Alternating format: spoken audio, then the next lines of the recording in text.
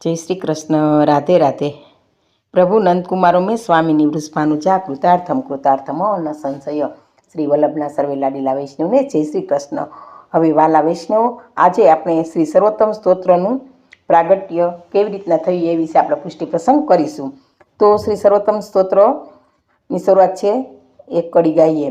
पले प्रज्ञा श्री वल्लभ देव श्री पुरुषोत्तम भूतल फरी चिरे नहीं प्राकृत धर्म नो लेस प्राकृत निज वपु धरीजी।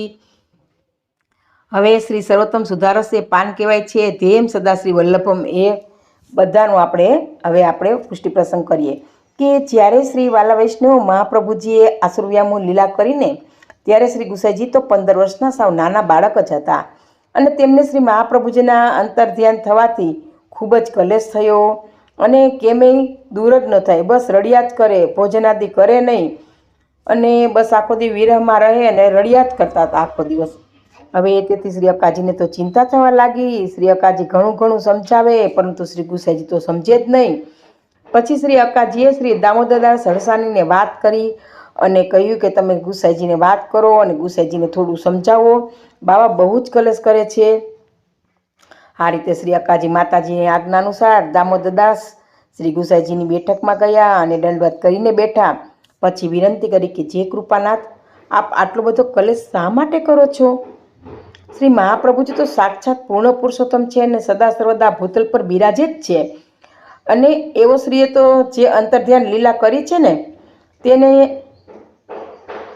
તે તો આસુરોને મોહ કરાવવા માટે જ કરી છે। એમની અને આપણી વચ્ચે ફક્ત માયાનું આવરણ કર્યું છે, તે દૂર થાય ને ત્યારે શ્રી મહાપ્રભુજીના દર્શન થાય। માટે આપ શોકને દૂર કરો અને મનને સ્થિર કરી શ્રી મહાપ્રભુજીનું ધ્યાન ધરો, જેથી આપ શ્રીનું દર્શન થશે અને આ બધી ચિંતા દૂર થશે, એમ દામોદરદાસ હડસાનીએ શ્રી ગુસાઈજીને સમજાવ્યું।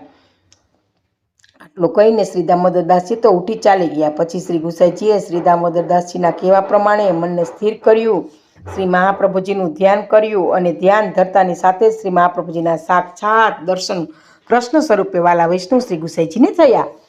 હવે દર્શન થતાની સાથે જ તેના રોમમાં આનંદ વ્યાપી ગયો અને ચિંતાનું ક્યાંય પલાયન થઈ ગયા। એટલે જેવું શ્રી કૃષ્ણનું દર્શન થયું મહાપ્રભુજી સ્વરૂપે તો ચિંતાબંધી જતી રહી અને તે આનંદ વિભોર બની ગયા। શ્રી ગુસાઈજીને શ્રી મહાપ્રભુજીના કૃષ્ણ રૂપે દર્શન થતાં આનંદ થયો, તેથી શ્રી ગુસાઈજીએ તે સ્વરૂપને આનંદાય નમઃ, એટલે જે આપણે સર્વોત્તમમાં આનંદાય નમઃ આવે છે, એટલે ગુસાઈજીને જે આનંદ થયો તે આનંદાય નમઃ એમ કહી નમન કર્યું અને નમન કરતાં જ શ્રી ગુસાઈજીને યુગલ સ્વરૂપના દર્શન પણ થયા। આ સ્વરૂપના દર્શન થવાથી શ્રી ગુસાઈજીમાં આનંદની માત્રા અનેક ગણી વધી ગઈ, કારણ કે એ પહેલાં કૃષ્ણ સ્વરૂપે દર્શન થયા તો આનંદાય નમઃ કહ્યું અને પછી યુગલ સ્વરૂપે દર્શન થતા તો શ્રી ગુસાઈજીને ખૂબ જ આનંદ થયો, આનંદની માત્રા અનેક ગણી વધી ગઈ। હવે અગણિત આનંદ પ્રાપ્ત થયો, તેથી પરમાનંદાય નમ, પરમ આનંદ, આનંદથી થોડો વધારે હોય છે એને પરમ વધારે આનંદ હોય છે અને પરમાનંદવાળા વૈષ્ણવ આપણે કહીએ છીએ, તો તે પરમાનંદાય નમઃ એમ કહીને યુગલ સ્વરૂપને દંડવત કર્યા અને યુગલ સ્વરૂપને દંડવત કરતા જ મધ્યમાં જેમાં યુગલ સ્વરૂપને પણ અંતર્ભાવ હતો એવા શ્રી ઠાકોરજીના મુખારીન સ્વરૂપે શ્રી મહાપ્રભુજીના દર્શન થયા। હવે યુગલ સ્વરૂપના તો દર્શન થયા જ, પરંતુ ઠાકોરજીની મધ્યમાં મહાપ્રભુજીના મુખારવિંદ સ્વરૂપે દર્શન થયા તો અને તરત શ્રી ગુસાઈજીએ શ્રી કૃષ્ણાસ્યાય નમઃ કહીને તે સ્વરૂપને નમન કર્યું। હવે આ 3 નામ શ્રી મહાપ્રભુજીના પડી ગયા। પછી આગળ જતા જોઈએ તો આમ ધ્યાન કરતાં કરતાં શ્રી ગુસાઈજીએ શ્રી મહાપ્રભુજીના 108 સ્વરૂપે દર્શન થયા અને તે સ્વરૂપનું નામ લઈ અને વંદન કરતા જ ગયા, જેની પાછળથી શ્રી ગુસાઈજીએ છંદોબદ્ધ રચના કરી, તેનું નામ શ્રી સર્વોત્તમ સ્તોત્ર કહેવામાં આવે છે, જે 108 નામાવલી શ્રી મહાપ્રભુજીના નામની છે। એટલે વાલા વૈષ્ણવ કહેવામાં આવે છે ને કે આપણે સર્વોત્તમનો ફક્ત સવારમાં એક પાઠ કરીએ અને આખો દિવસ આનંદાય નમઃ, પરમાનંદાય નમઃ, કૃપાનિધે નમઃ, કૃષ્ણાસ્યાય નમઃ, શ્રી વલ્લભ શરણમ એમ બોલીએ તો એક જે સર્વોત્તમ કર્યાનું ફળ મળે છે એ આ આનંદાય નમઃ બોલવાથી ફળ મળે છે, એટલે કે એટલા સર્વોત્તમ કર્યા ગણાય છે। એટલે આ બધા સ્વરૂપો શ્રી મહાપ્રભુજીના છે અને સર્વોત્તમ સ્તોત્રમાં તેનું નામાવલી છે। એટલે આનંદાય નમઃ, પરમાનંદમ નમઃ, શ્રી કૃષ્ણાસ્યાય નમઃ, કૃપાનિધે નમઃ, શ્રી વલ્લભ શરણમ, આ 5 નામ ફક્ત બોલવાથી એક સર્વોત્તમ સ્તોત્ર કર્યાનું પુણ્ય મળે છે એટલે ગણાય છે. હવે આ સ્તોત્રની રચના કઈ રીતે થઈ તે વાલા વૈષ્ણવ આપણે જોઈએ કે શ્રી ગુસાઈજીએ આ સ્તોત્રની રચના શ્રી મહાપ્રભુજીના 108 નામોનો સાક્ષાત અનુભવ કરીને કરી હોવાથી તે સર્વશ્રેષ્ઠ છે. તેથી તેમાંની એક પણ સ્તોત્ર એવો નથી કે તેનો પાઠ કરવાથી વિષ્ણુને શ્રી ઠાકોરજીના આધ્રામૃતની સિદ્ધિ પ્રાપ્ત થાય છે. એટલે તેની સમાન, એટલે કે સર્વોત્તમ સ્તોત્ર સૌથી મહાન છે, કારણ કે એ વધારે ફળ આપનારો છે. એટલે આ સ્તોત્રને ઉચ્ચ સ્તોત્ર કરવામાં છે. એટલે આ પાઠ કરવાની સાથે શ્રી ઠાકોરજીને જાણે આપણે અધરામૃતની સિદ્ધિ પ્રાપ્ત થઈ જાય છે. હવે વાલા વૈષ્ણવ, આ અધરામૃતની સિદ્ધિ કઈ રીતે પ્રાપ્ત થાય છે અને કેવી રીતના એનો શું ભાગ છે? તો આ અધરામૃતની પ્રાપ્તિ વાલા વૈષ્ણવ બે રીતે થાય છે. એક તો સાક્ષાત મુખોદિષ્ટ રીતથી, પણ તે તો નિત્ય લીલામાં જ શક્ય બને છે, કારણ કે મુખોદિષ્ટ આપણે ભૂતલ પર નથી. અને બીજી શ્રી મહાપ્રભુજીની વાણી છે તે પણ અધરામૃત રૂપ જ છે. તેનો આસ્વાદ પ્રાપ્ત થાય તે પણ અધરામૃતની સિદ્ધરૂપ જ છે. એટલે મહાપ્રભુજીની વાણી જ્યાં જ્યાં સાંભળવા મળે તે વલ્લભવાણીને આપણે અધરામૃત રૂપી ગણી શકાય છે. એટલે શ્રી સર્વોત્તમના પાઠથી શ્રી મહાપ્રભુજીના ગ્રંથોમાં સમજ પડવા માંડે છે અને તેથી તેનો રસાસ્વાદ પણ પ્રાપ્ત થાય છે. એટલે જ આ સર્વોત્તમ સ્તોત્રનું વાલા વૈષ્ણવ બહુ જ મહત્વ છે. તો અહીંયા સર્વોત્તમ સ્તોત્રનો ભાવાર્થ વાલા વૈષ્ણવ પૂરો થાય છે. તો ભલે પ્રજ્ઞા શ્રી વલ્લભદેવ શ્રી વલ્લભને વારંવાર વંદનો નમસ્કારો. હવે આ પ્રસંગ પૂરો થાય છે. હવે બીજો પ્રસંગ એક આપણે જોઈએ કે બ્રહ્મ સંબંધ કરનાર જીવ કૃષ્ણમય બનવો જોઈએ. એટલે કે જ્યારે આપણે વાલા વૈષ્ણવ બ્રહ્મ સંબંધ કરીએ છીએ તો આપણામાં કૃષ્ણમય, એટલે કે આપણે સમર્થ જીવન છે કૃષ્ણને અર્પણ કરવું જોઈએ એ ભાવમાં બતાવવામાં આવે છે કે શ્રી મહાપ્રભુજીએ આપણી સમક્ષ એક આદર્શ મૂક્યો છે. બ્રહ્મ સંબંધ કરનાર પુષ્ટિ જીવ અંતે કૃષ્ણમય બનવો જોઈએ. આપણા પ્રાણ કૃષ્ણમય બનવા જોઈએ. પ્રાણ પ્રભુમય બને એટલે દરેક શ્વાસ અને ઉચ્છ્વાસમાં પ્રભુ બિરાજે. એટલે એને એક જ લગન અને એક જ રટણ હોય. એટલે કે કૃષ્ણ આપણા રોમે રોમે વાલા વૈષ્ણવ બ્રહ્મ સંબંધ લીધા પછી વ્યાપ્યો જોઈએ અને પ્રભુમય આપણો પ્રાણ બનવો જોઈએ. તો પ્રાણ અને પ્રેમ ને તો બહુ જ સંબંધ છે. જ્યારે જેની સાથે પ્રેમ થાય ને તો પ્રાણ પણ તેના જ બની જાય છે. તેથી પ્રેમીને મારો પ્રાણ કે પ્રાણનાથ પણ કહેવામાં આવે છે. એટલે આપણે ઘણી વખત આપણે હસબન્ડ વાઈફ એકબીજા ઘરમાં પ્રાણનાથ પણ કહેતા હોય છે. પ્રભુ વાલા પ્રાણનાથ એવું પણ આપણે કહેવામાં આવે છે. એટલે જેની સાથે વધારે પ્રેમ હોય છે તેની સાથે પ્રાણ પણ બની જાય છે. જેમ યોગ માર્ગમાં પ્રાણ સાથે સંબંધ છે તેમ પ્રેમ લક્ષણા ભક્તિમાં પણ પ્રાણ સાથે પ્રેમ સંબંધ છે. હવે પ્રેમ વિના કૃષ્ણમય પ્રાણ બનતા જ નથી. માણસ કોઈની સાથે પ્રેમ સંબંધ જોડે છે ને ત્યારે તેનું આંતરિક અને પ્રાણ તત્વ પ્રેમી સાથે ઓતપ્રોત થઈ જાય છે.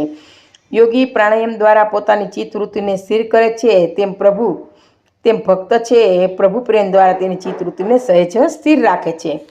હવે શકુંતલાનું એક આવા માટે ઉદાહરણ વાલા વૈષ્ણવ જોઈએ કે દુષ્યંત વિરોહમાં એકલી બેઠી હતી.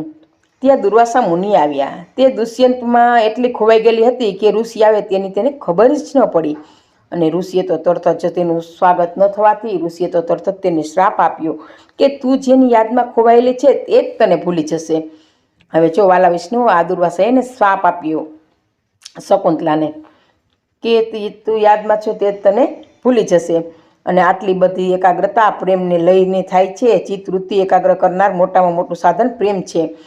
એટલે શ્રી મહાપ્રભુજી અહીં સમજાવે છે કે તારો જે પ્રેમ છે એ તારી જાત માટે, તારા કુટુંબ માટે અને તારી સંપત્તિ માટે છે, તે પ્રભુ માટે કર.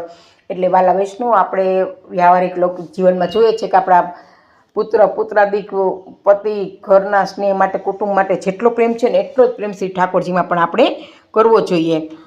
તો અહીંની બધી વસ્તુઓ તો તારા મૃત્યુ પછી અહીં જ રહેવાની છે, પરંતુ તે જો પ્રભુને પ્રેમ કર્યો હશે ને, તારા પ્રાણ પ્રભુને બન્યા હશે તો તારા મરણ વખતે તે તારી સાથે રહેશે.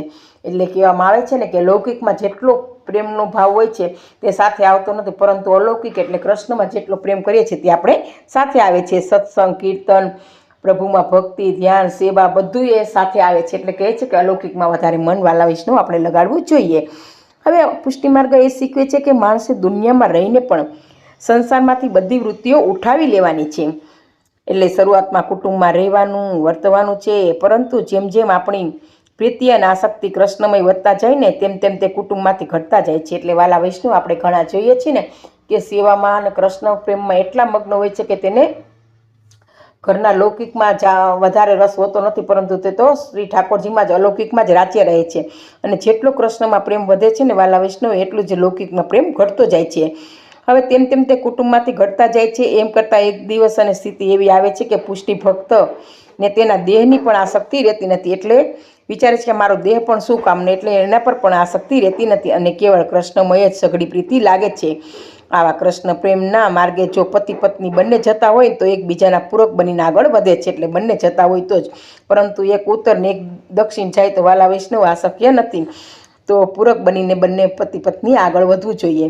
કદાચ આપણા જીવનસાથી અલગ માર્ગે જતું હોય ને તો આપણે તેમને કનડિયા વિના તેમને માર્ગે જવા દેવા જોઈએ અને આપણે આપણા માર્ગે આગળ વધવું જોઈએ. એટલે કહેવામાં આવે છે ને કે વૈષ્ણવ આપણે ઘણા પુષ્ટિ માર્ગમાં હોય છે, પરંતુ આપણો પતિ પુષ્ટિ માર્ગ હોતો નથી, તો એને જે અન્ય માર્ગ હોય છે તે એના માર્ગે જવા દેવો જોઈએ અને આપણે આપણા માર્ગે વધવું જોઈએ, કારણ કે તેને કનડગત કરવું ન જોઈએ. તો આ પ્રસંગમાં વાલા વૈષ્ણવ આપણે કહેવામાં આવે છે કે આપણો પુષ્ટિ ધર્મ આ શીખવે છે કે આપણે આપણો ધર્મ સારી રીતે નિભાવવો જોઈએ. કોઈ આપણો ધર્મ અપનાવે કુટુંબમાં પતિ કે કોઈ અન્ય સગાવાલા આપણો ધર્મ અપનાવે પુષ્ટિ ધર્મ, તે ન જોવું જોઈએ, પરંતુ આપણે આપણા માર્ગમાં હંમેશા પુષ્ટિ માર્ગમાં ઠાકોરજીમાં પ્રીતિ રાખી સેવા કરી અને પુષ્ટિ માર્ગમાં જ વાલા વૈષ્ણવ આપણે આગળ વધવું જોઈએ. તો આ પ્રસંગ પણ અહીંયા પૂરો થાય છે. બોલો શ્રી વલ્લભાધીશ કી જય. તો વાલા વૈષ્ણવ આ બંને પ્રસંગો મારા અહીંયા પૂરા થાય છે અને આ પ્રસંગ કહેવામાં ભૂલ રહી ગયો તો પુષ્ટિ રસની દાસીને ક્ષમા આપશો જી. સર્વે વાલા વૈષ્ણવને જય શ્રી કૃષ્ણ, જય શ્રી કૃષ્ણ.